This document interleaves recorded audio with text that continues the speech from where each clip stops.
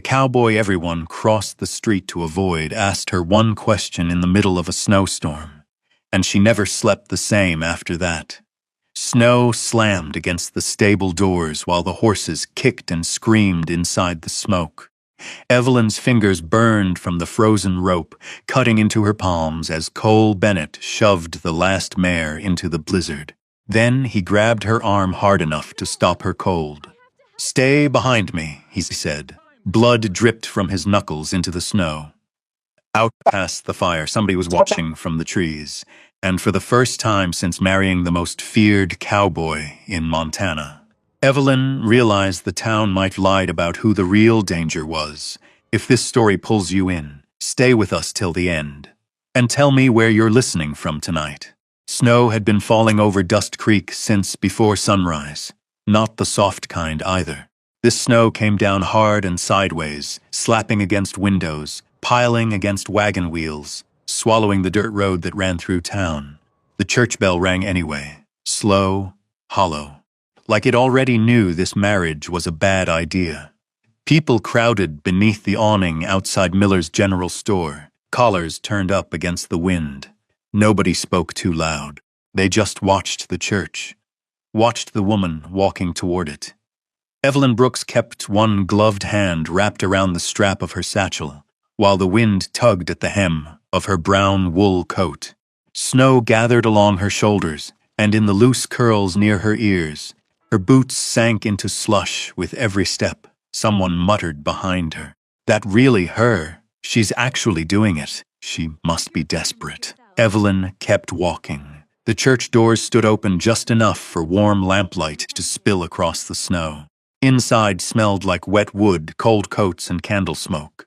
Only a few people sat in the pews. Most had come for curiosity, not celebration. At the front stood Cole Bennett, tall, broad-shouldered, dark coat dusted with melting snow. He didn't move when she entered, didn't smile either.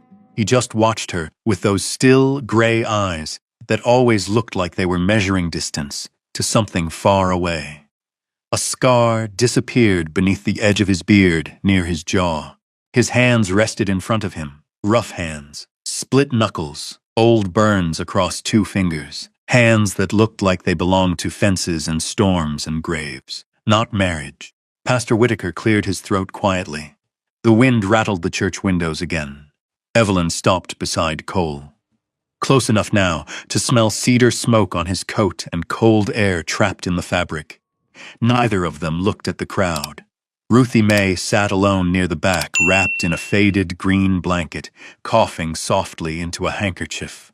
Her face looked smaller than it had a month ago, thin from sickness. Evelyn noticed the banker too, Calvin Pierce, clean black suit, silver watch chain across his vest, watching Cole like a man already measuring property lines. The ceremony began. No piano, no flowers, no family standing proudly nearby. Just the sound of snow beating the roof overhead. Pastor Whitaker's voice trembled slightly while he read from his old Bible. Everyone in Dust Creek knew about Black Hollow Ranch, knew the stories too. The fire, the dead brother, the women who never stayed. The ranch buried deep in the Bitterroot foothills where the wind screamed all winter long. People said the place was cursed. People said Cole Bennett was worse. When the pastor finally turned toward Evelyn, the church seemed to hold its breath. "Do you take this man?" Her eyes dropped to Cole's hands, scarred, steady. A man who looked like he expected rejection before she even answered. For one strange second, she thought about leaving, walking right back through those church doors into the storm. But then she remembered Ruthie Mae struggling to breathe upstairs at the boarding house. The unpaid doctor bill folded inside her satchel. The final bank notice nailed to the porch 3 mornings ago. And she remembered what Cole had said when he came to see her. "I won't touch you unless you want me to. You'll have your own room, your own money. But the bank can't take the ranch if there's a legal wife attached to the deed." Not romantic, not cruel either, just honest. Evelyn lifted her chin slightly. "I do." Something shifted in Cole's face then, small enough most people would miss it. Relief, maybe, or guilt. The pastor finished quickly after that. Cole slid a plain silver ring onto her finger. It was slightly too large. Cold metal, cold hands, cold morning, and somehow that made it feel real. Outside, the wind hit them hard the moment they stepped onto the church porch. Folks stared openly now. A few tipped hats, most didn't. Cole helped Ruthie Mae carefully Sheriff Walter Grady's wagon, while Evelyn gathered her coat tighter around herself. "You all right?" Cole asked quietly. It was the first thing he'd said to her since the ceremony started. His voice surprised her, low, careful, like a man unused to speaking softly. "I'm fine," she answered. He nodded once. Nothing more. Across the street, the doors of the Rusted Spur Saloon swung open. Laughter spilled briefly into the cold before dying again. A drunk ranch hand leaned against the doorway with a whiskey glass dangling from 2 fingers. He squinted toward Black Hollow's new bride. Then he laughed under his breath and said something to the man beside him, but the wind carried it anyway. That ranch buried more than cattle. Cole heard it too. Evelyn knew because his jaw tightened. Only for a second. Then it disappeared again beneath that hard silence he wore like another winter coat. Sheriff Walter glanced toward the saloon, but said nothing. Nobody did. The snow kept falling. Cole walked to his horse and untied the reins slowly. Steam rose from the animal's nostrils into the freezing air. Evelyn stood there watching him for a moment. Watching the lonely cowboy nobody wanted. Watching the man she had just married. And somewhere beneath the wind and snow and whispers drifting through Dust Creek, she felt it for the first time. Not love, not safety. Something stranger than that. The feeling that her life had just stepped onto a road there would be no turning back from. The ride to Black Hollow Ranch took nearly 3 hours. By the time Dust Creek disappeared, behind them the snow had deepened across the mountain road. Pine trees crowded close along the trail, their branches heavy with white. The world felt quieter up there, wilder too. Cole barely spoke. Now and then he checked the straps on the wagon, or glanced back to make sure Evelyn's blanket hadn't slipped from her shoulders, but that was all. The horse hooves crunched through frozen snow, while wind swept down from the bitterroots, sharp enough to sting her cheeks raw. Near dusk, Evelyn finally saw the ranch. Black Hollow sat beneath the mountains like something forgotten. A long, weathered house, with smoke drifting from one chimney, a crooked barn, split rail fences leaning under snow, 2 lanterns glowing faint gold near the stable doors. No music, no workers laughing, no sign of family, just cold air and silence. Cole climbed down first and tied the horses near the hitching rail.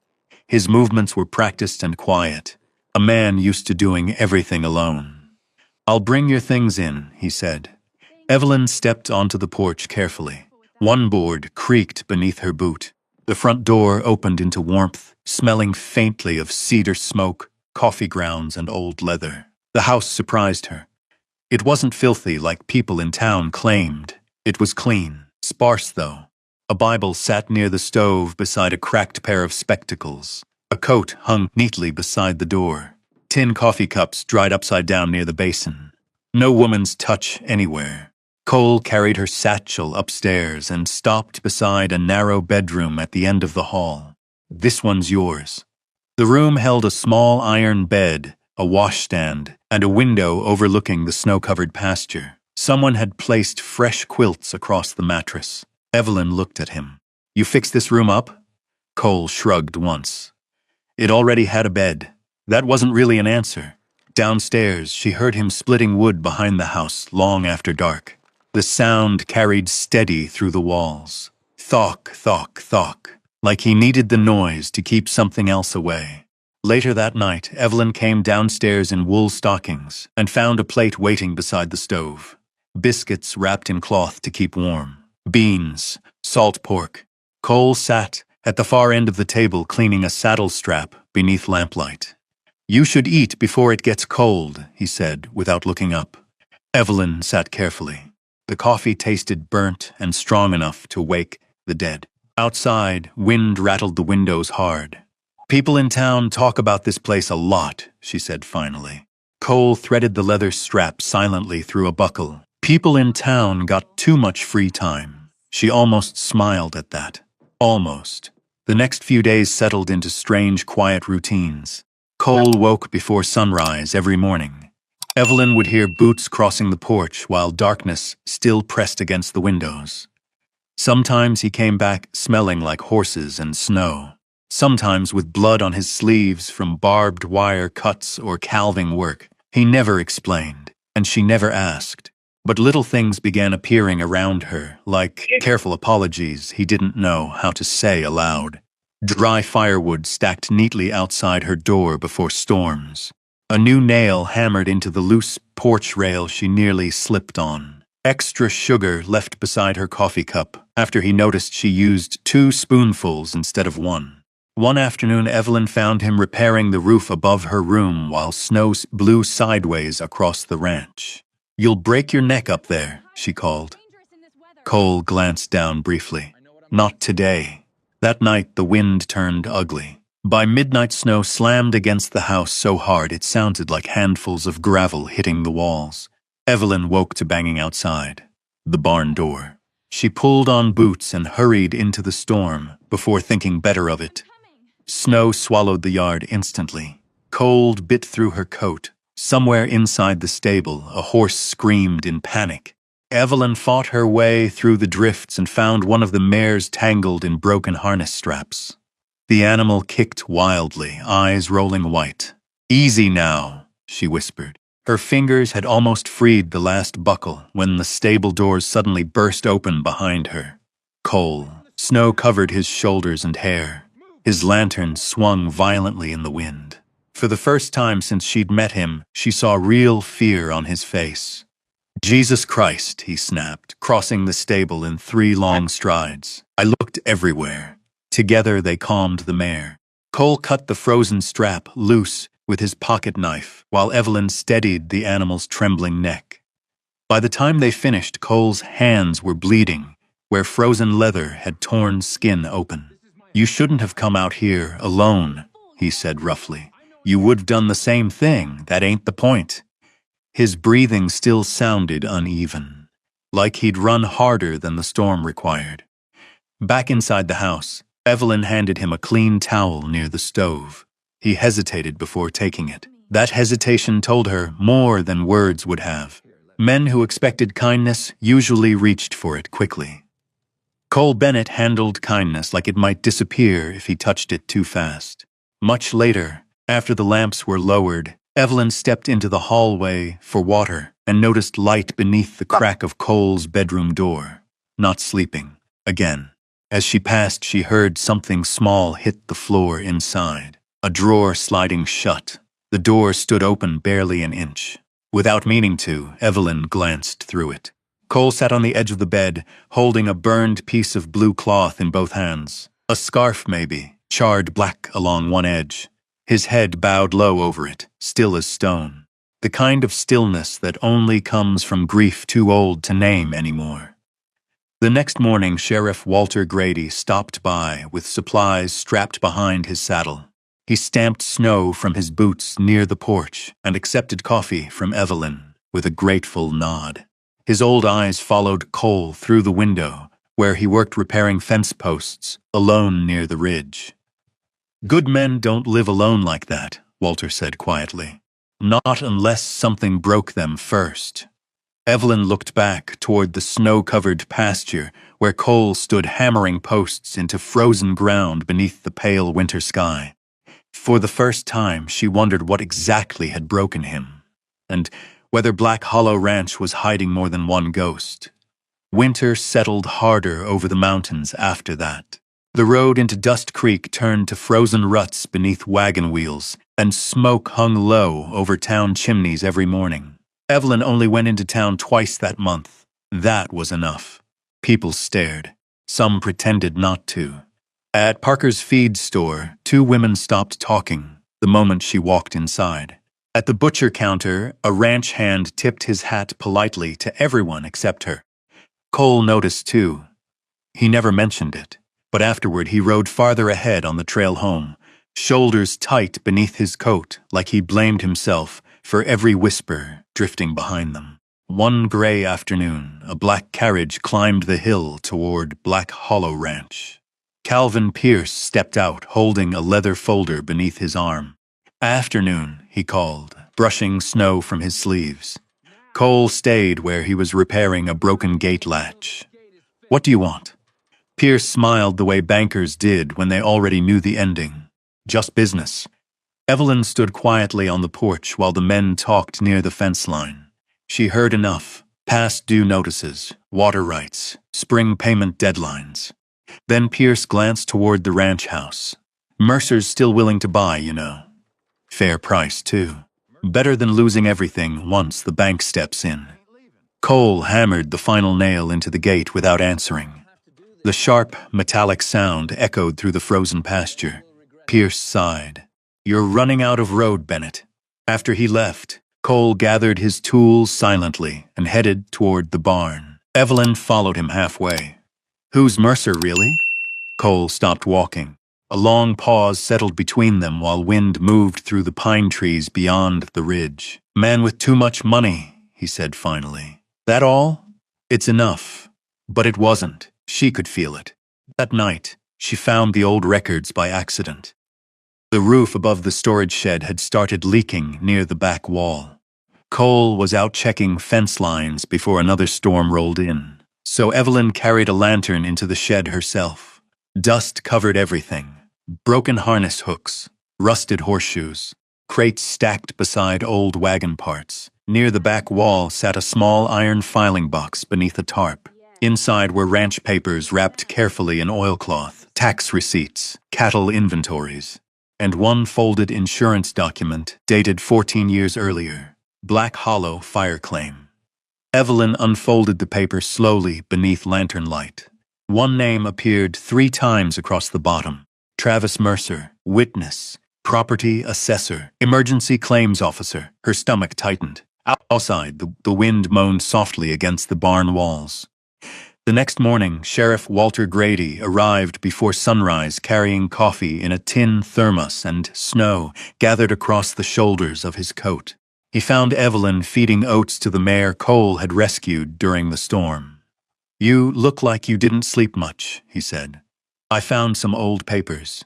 Walter's expression changed immediately. Not surprise, weariness. He leaned against the stall door for a long moment before speaking. "You ever wonder why Cole hates going into town?" Evelyn nodded once. Walter removed his gloves slowly. "Because every man there let him carry the blame." The sheriff's voice stayed low beneath the sounds of horses shifting in their stalls. 14 years earlier, Travis Mercer had been buying up ranch land around Dust Creek. Small ranchers couldn't survive the drought that year. Mercer offered cash. Most took it. The Bennett brothers didn't.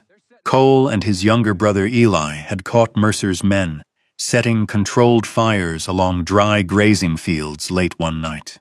Enough damage to scare folks into selling cheap. But the wind changed. The fire spread too fast. Walter stared toward the mountains while he spoke. Cole got trapped trying to pull Eli out. Evelyn's chest tightened. He couldn't reach him in time. The sheriff rubbed tired fingers along his jaw. Mercer paid witnesses, bought silence. By morning, half the town believed Cole started the fire himself. "And nobody said otherwise?" Walter gave a bitter laugh. "People usually side with the man signing paychecks." Snow began falling again outside the stable doors. Soft this time. Quiet. Evelyn thought about the burned scarf hidden in Cole's room. The way he watched storms like they remembered his name. All this time, Dust Creek had called him cursed, when really, he'd just been carrying grief no one else wanted to touch. That evening, Cole returned home near dark, with frost clinging to his beard and exhaustion dragging behind his eyes. Evelyn stood near the stove, holding the insurance paper folded neatly in both hands. He saw it immediately. His face emptied. Not anger, something worse. Resignation. "You went through the records. The roof leaked." Cole removed his gloves slowly. "I should burn those years ago." Mercer was there the night of the fire. Silence filled the room. The kettle hissed softly over the stove flame. Finally, Cole sat down at the kitchen table and stared at his scarred hands. "He watched my brother die," he said quietly. Then he shook my hand at the funeral like he was sorry. Evelyn crossed the room carefully and set the paper down beside him. For a moment, neither spoke. Then she noticed something else. Another folded survey map partly sticking from the file box beside the table. Blue ink markings circled the north side of Black Hollow Creek, water access routes, underground spring locations. Mercer didn't just want the ranch. He wanted what sat beneath it, the largest water source in 3 counties. And suddenly everything made terrible sense. The bank pressure, the threats, the whispers, the marriage, all of it.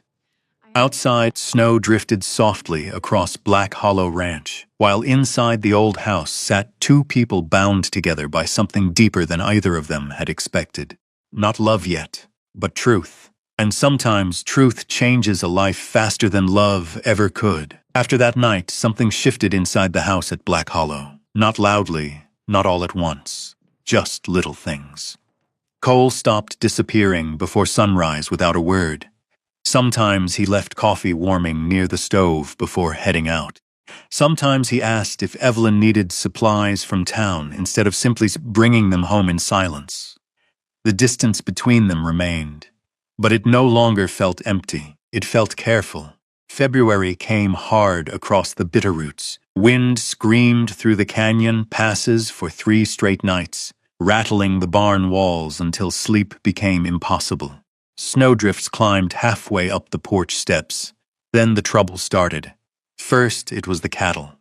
3 calves found sick near the north pasture, foam around their mouths from poisoned feed. Cole buried them himself behind the ridge, without saying much, though Evelyn noticed how long he stood there afterward with his hat in his hands.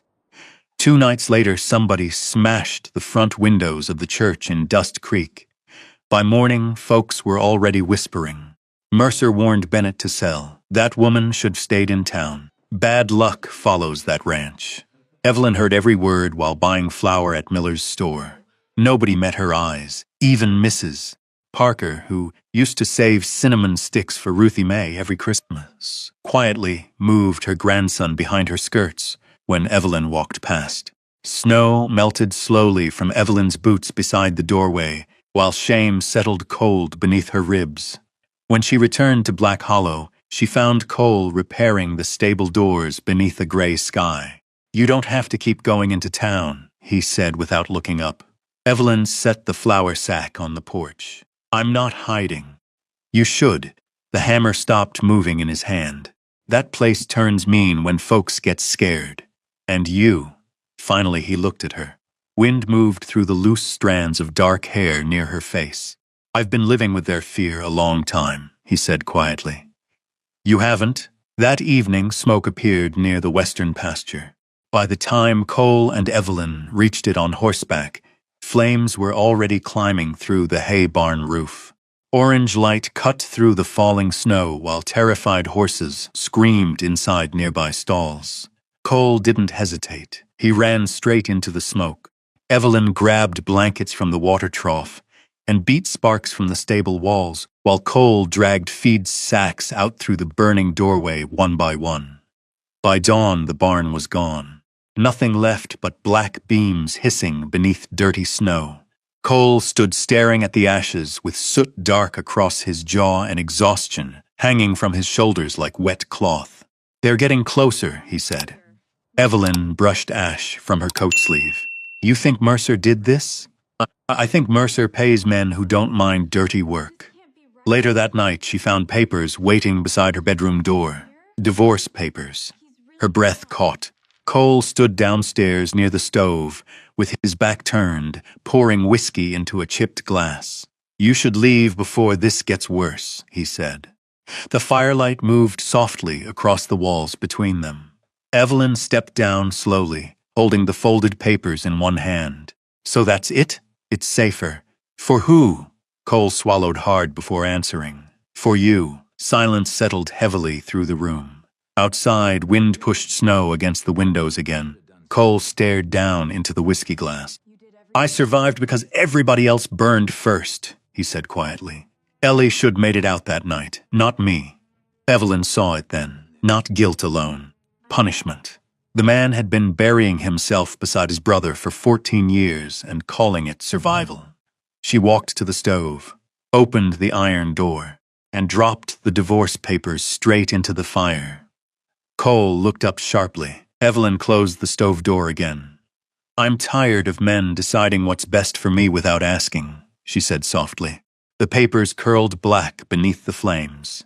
Cole said nothing after that. Much later, long after the lamps were lowered, Evelyn lay awake, listening to wind move across the roof. Then soft footsteps crossed the hallway. Cole paused outside her room, a long hesitation. Finally, the door opened just enough for moonlight to slip across the floorboards. Evelyn kept her breathing slow and steady. Cole sat carefully on the edge of the bed. The mattress shifted beneath his weight. For a while he simply sat there, quiet, tired, like a man who had spent too many years carrying something too heavy alone. Then slowly, almost uncertainly, he leaned down and wrapped one arm around her shoulders. Not possession, not desire, just relief. His forehead rested lightly against the back of her coat for one brief moment before he pulled away again. By morning, he was already outside fixing fence posts as if none of it had happened. But Evelyn carried the feeling of that quiet embrace with her all day long. Near sunset, another rider appeared at Black Hollow. A woman. Dark riding coat, dust-covered saddlebags. Blonde hair pinned tight beneath a weather-worn hat. Cole froze the moment he saw her dismount. June Bennett, his sister. She looked at him for a long time before speaking. Mercer paid me to leave Dust Creek, she said flatly. Paid me to keep my mouth shut about the fire. The wind seemed to disappear entirely. Evelyn felt the world shift again beneath her feet. June's eyes moved toward the burned barn behind the house. He's scared now, she said quietly, which means somebody's finally getting close to the truth. The cold seemed sharper after that. Evelyn stood beside the porch rail, while snow drifted slowly across Black Hollow Ranch, listening to June Bennett tell the story she should have told years earlier. I was 19, June said, rubbing her gloved hands together near the stove. Mercer came to me after Eli died, said folks were angry. Said Cole needed space before things turned ugly. Cole stood near the window, with his back half turned. He offered money, June continued. Train tickets west. A house in Spokane. Told me leaving would protect the family. Her voice cracked slightly. I took it. Nobody spoke for a moment. Only the fire snapping softly inside the stove. Finally, Cole asked, why come back now? June looked toward Evelyn before answering. Because Mercer came to see me last month. That made Cole turn fully around. He was nervous, June said. Asked questions about old papers. Old witnesses wanted to know if I'd talked to anybody. Evelyn felt it immediately. Fear. Not theirs, Mercer's. 3 days later, Dust Creek gathered outside the county auction house. The building smelled like wet wool coats, cigar smoke, and melting snow tracked across old plank floors. Ranchers packed shoulder to shoulder beneath hanging oil lamps while Calvin Pierce arranged foreclosure documents at the front table. Cole wore his dark winter coat buttoned high against the cold. Evelyn stood beside him, holding a leather satchel beneath one arm. Across the room, Travis Mercer leaned comfortably against a support post, smiling like a man arriving early to his own victory.